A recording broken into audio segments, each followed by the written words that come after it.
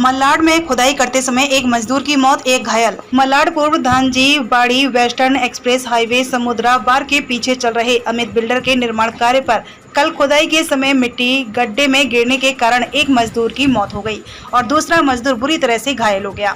खबर मिलते ही पुलिस और फायर ब्रिगेड के अधिकारी घटना स्थल पर पहुंचकर राहत कार्य शुरू कर दिए। 4 लेबर फंस गए थे, जिसमें से 2 को सही सलामत बचा लिया गया। इस जगह बिल्डर द्वारा SRA का कार्य किया जा रहा है। पुलिस मामला दर्ज कर जांच कर रही है। अत्यंत दुर्भाग्यपूर्ण घटना दिनांक 19/7/2024 को बोरा स्काई लाइन शांताराम झील खोत कुबा रोड मलाडपुर में बारिश के कारण 5 मजदूर इसके नीचे फंस गए। इसके लिए जिम्मेदार सभी लोगों पर कानूनी कार्रवाई होनी चाहिए। बिल्डरों और उसमें काम करने वाले कर्मचारियों की लापरवाही के कारण ऐसा हुआ है और उन पर मुकदमा चलाया जाना चाहिए। SRA के गैर कारोबार के बारे में पूरा मुंबई, महाराष्ट्र, पूरी दुनिया जानती है। और फिर एक बार और एक हादसा, और एक बार 10 साढ़े 10 बजे जब मजदूर यहाँ पर काम करने के लिए आए, वहाँ की ज़मीन किसकी, वो अंदर गिर गए। उनको निकालने की कुछ वक्त तक कोशिश की गई। असलियत में अगर हमारे पास इक्विपमेंट उतने सारे नहीं है तो हमने सरकारी यंत्रणों को वक्त पे बताना ज़रूरी था, ताकि लोगों की जान बचती थी। पर 10:30-11 बजे से 12:30-1 बजे तक ना पुलिस स्टेशन में इन्फॉर्म किया गया, ना फायर ब्रिगेड को इन्फॉर्म किया गया। और दुख की बात यह है, जिस SRA के माध्यम से ये प्रोजेक्ट चालू है, उस SRA में से एक भी अधिकारी अब तक इस मौके पर मौजूद नहीं है। इसका मतलब एक सही मायने में जो हमेशा हम गैर कारोबार की बात करते हैं, जो भ्रष्टाचार की SRA की बात करते हैं, वो फिर से एक बार स्पष्ट हो रहा है। SRA के अधिकारी यहाँ पर इतना बड़ा वाकया हो चुका है, 3-3, 4-4 मजदूर अंदर घुसने के बाद भी एक मजदूर को अभी भी ढूंढने की कोशिश जारी है। और 10 बजे से अब तक करीब 6 साढ़े 6 घंटे हो चुके हैं, पर SRA का कोई भी अधिकारी यहाँ पर पहुँचा नहीं है। आज शिवसेना का सचिव होने के माध्यम से मैं यहाँ पे कहना चाहता हूँ कि माननीय मुख्यमंत्री जी से मैं बात भी करूँगा, लिखित में भी उनकी जो कंप्लेंट है वो देने वाला हो। और बिल्डर हो, यहाँ के जितने भी सरकारी अधिकारी हो या SRA के अधिकारी हो, ये जो इसमें दोषी है उन पर कार्रवाई करने की मांग करते हैं। कहीं ना कहीं जिस तरीके से फुटिंग वॉल पहले बनाने के बाद में काम आगे करना चाहिए था, तो उस तरीके की भी लापरवाही देखी गई है। नहीं तो उसके बारे में बिल्कुल पूरी तरह से कायदे को बाजू में रखकर यहाँ के एक्चुअल में क्या होता है, सरकार को कभी कभी दोषी ठहराया जाता है, पर ये जो अधिकारी होते हैं, आज ये अधिकारी किसी भी सरकार के नहीं है, किसी लोगों के नहीं है। सालों साल अधिकारी वहीं पर मौजूद रहते हैं और ये इस तरह से काम करने की आदतें लग चुकी है, भ्रष्टाचार की आदतें लग चुकी है। सालों साल बिल्डर से पैसा वक्त पे मिलने की वजह से वहाँ पर वो कुछ भी गलत करते उस पर ध्यान दिया नहीं जाता है।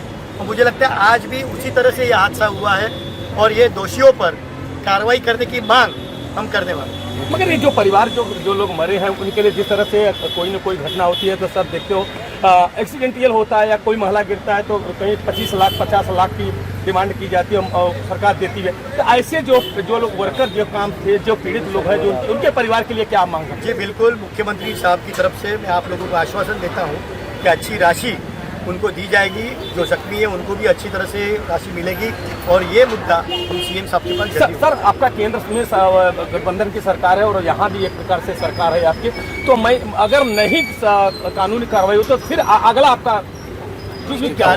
जिस तरह से आपने कहा हमारी सरकार है, बिल्कुल कानूनी कार्रवाई उस पर होगी और हम उसके पीछे पूरी तरह से जाएंगे। दादा ते मराठी ये तो झूम नीचे करी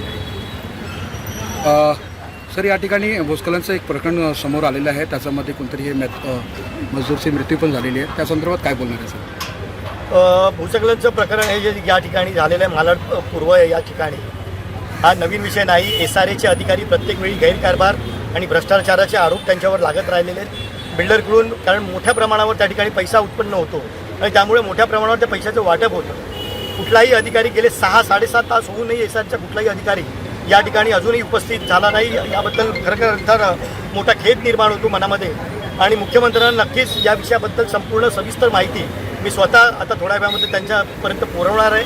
आणि जे दोषी अधिकारी आहेत, मग ते SRAचे असो कुठल्याही डिपार्टमेंटचे असो, कारण 10-10:30ला ही घटना घडली त्यानंतर 12:30-1 वाजेपर्यंत ती गोष्ट ना पोलिसांना ना फायर ब्रिगेडला कळवण्यात आली.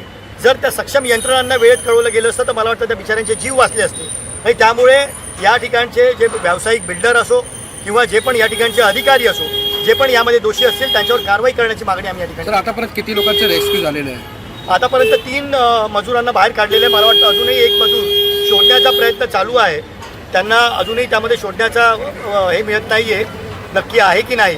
परंतु नक्की त्या ठिकाणी प्रत्येक जीव हा वाचला पाहिजे. आधी जे 2 काढले मला कळलं की त्यांचे जीव वाचलेले आहेत, परंतु नक्की त्याचीसुद्धा शहानिशा करून लवकरात लवकर ही माहिती घेतली जाईल आणि संपूर्ण माहिती लगेच आता मुख्यमंत्र्यांपर्यंत पोहोचवणार. Thank you sir. गढ़चिरौली पुलिस माओवादी मुठभेड़ में 12 जहल माओवादी मारे गए। गढ़चिरौली पुलिस ने आगामी नक्सली सप्ताह 28 जुलाई से 3 अगस्त के मद्देनजर विनाशकारी गतिविधियों को अंजाम देने के माओवादी प्रयासों को विफल कर दिया। गढ़चिरौली पुलिस बल 3 DVCM डिविजनल कमेटी सदस्य रैंक के वरिष्ठ कैडर के साथ 5 ACM एरिया कमेटी सदस्य और 4 दलम सदस्यों को गिरफ्तार करने में सफल रही। महाराष्ट्र सरकार ने उन पर कुल 86 लाख का इनाम घोषित किया था। मौके से 7 स्वचालित हथियार बरामद।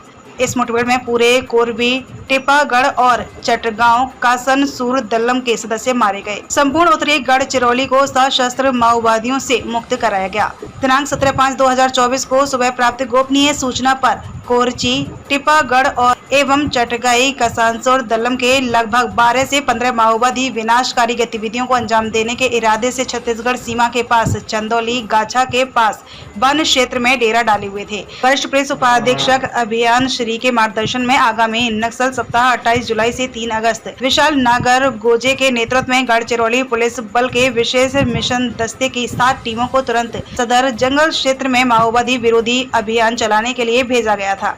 उक्त माओवादी विरोधी अभियान को अंजाम देते समय जंगल में छुपे माओवादियों ने जवानों को मारने और उनके हथियार लूटने की नीयत से उन पर अंधाधुंध फायरिंग की। उस समय जब पुलिस ने माओवादियों से हथियार डालने और आत्मसमर्पण करने की अपील की तो माओवादियों ने आत्मसमर्पण नहीं किया और पुलिस पर और भी हमला कर दिया। उस वक्त जवानों ने जवाबी कार्यवाही और आत्मरक्षा में माओवादियों की ओर फायरिंग की। पुलिस का दबाव बढ़ता देख नक्सली घने जंगल का फायदा उठाकर मौके से भाग गए।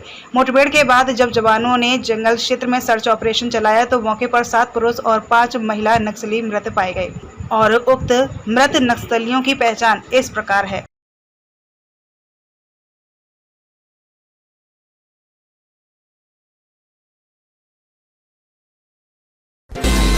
महाराष्ट्र के कोल्हापुर में मस्जिद तोड़ने वालों और मजहबी किताबों को जलाने वालों पर हो कार्रवाई। और महाराष्ट्र के कोल्हापुर में मस्जिद को कुछ लोगों ने शहीद किया है और मजहबी किताबों को जलाया गया है। इसी को देखते हुए मुंब्रा के रहवासियों ने जुलूस निकाला है जिसमें बड़ी संख्या में मुंब्रा वासी मौजूद थे। मांग की गई है कि मस्जिद को तोड़ने वालों के खिलाफ कानूनी कार्यवाही की जाए। ऐसे लोगों पर जल्द से जल्द कार्यवाही होनी चाहिए ताकि माहौल खराब ना हो सके। कट्टरपंथी लोगों का इरादा ही क्षेत्र में तनाव फैलाना है। आम जनता को कानून हाथ में लेने की जरूरत नहीं है। मोदी के शासन में हिंदू मुसलमानों के बीच में नफरत फैलाया जा रहा है। देश में जहां भी देखो हिंदू मुस्लिम में नफरत फैलाई जा रही है। देश में इस समय दहशत का माहौल है। यह कौन लोग हैं जो भाईचारा में नफरत फैला रहे हैं? इन लोगों पर कार्यवाही कौन करेगा? यह नफरती चिंटू खुलेआम घूमते रहेंगे। मोदी सरकार में नफरती चिंटुओं के खिलाफ आज तक कौन सी कार्यवाही करी है? लगता नहीं है